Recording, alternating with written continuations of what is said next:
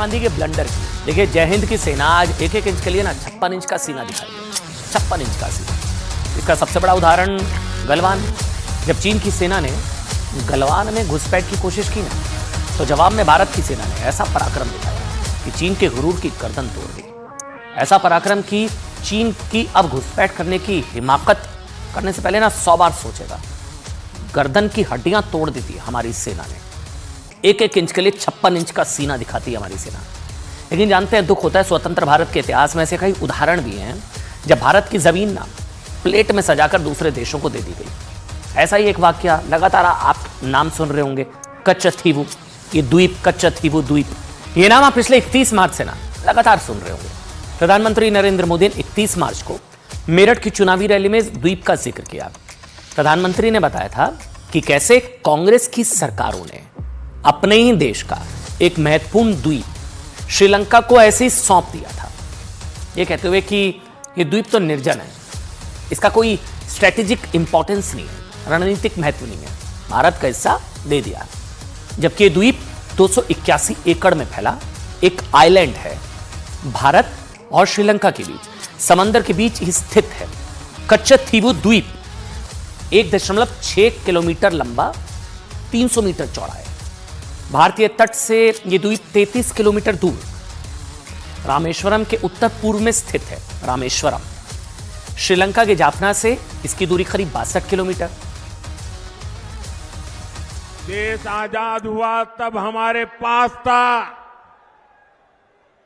और ये हमारे भारत का अभिन्न अंग रहा है।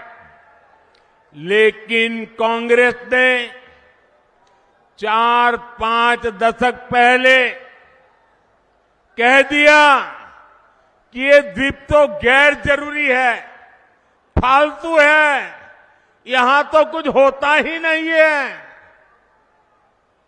और ये कहते हुए मां भारती का एक अंग आजाद भारत में ये कांग्रेस के लोगों ने, इंडिया अलायंस के साथियों ने मां भारती का एक अंग काट दिया और भारत से अलग कर दिया। द्वीप को लेकर भारत और श्रीलंका में 1974 तक विवाद था। कहानी सुनिएगा। इस विवाद को खत्म करने के लिए 1974 में तत्कालीन प्रधानमंत्री इंदिरा गांधी जी ने यह द्वीप श्रीलंका को दे दिया। इसके लिए इंदिरा सरकार को 2 प्रमुख कारण लगते थे। पहला, इंदिरा गांधी को लगता था कि द्वीप का कोई रणनीतिक महत्व नहीं है।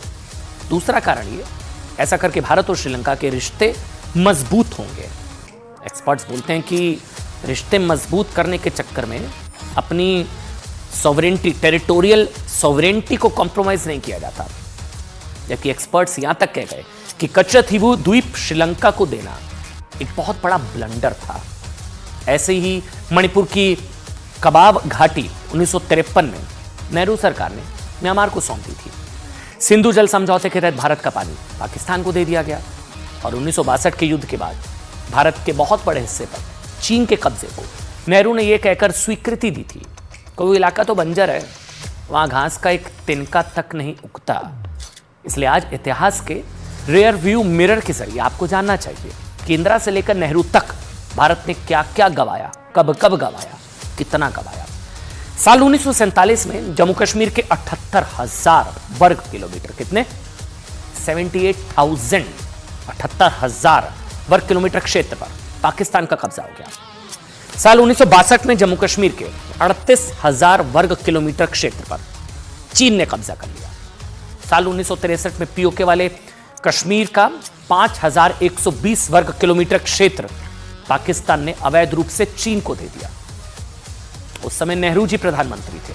साल 1974 में इंदिरा गांधी ने श्रीलंका के साथ समुद्री समझौते के तहत कच्चथीवू द्वीप का कुल क्षेत्रफल 281 एकड़ का द्वीप श्रीलंका को दे दिया। इसके बाद 1974 में बांग्लादेश के बीच भूमि समझौते में हजारों एकड़ भूमि की अदला बदली हुई। यानी भारत के कुछ नेताओं की भूल। Fact is, देश we know today actually not just who did it, but also who hid it, who were all the parties who were responsible for the 1974 Kachativu Agreement.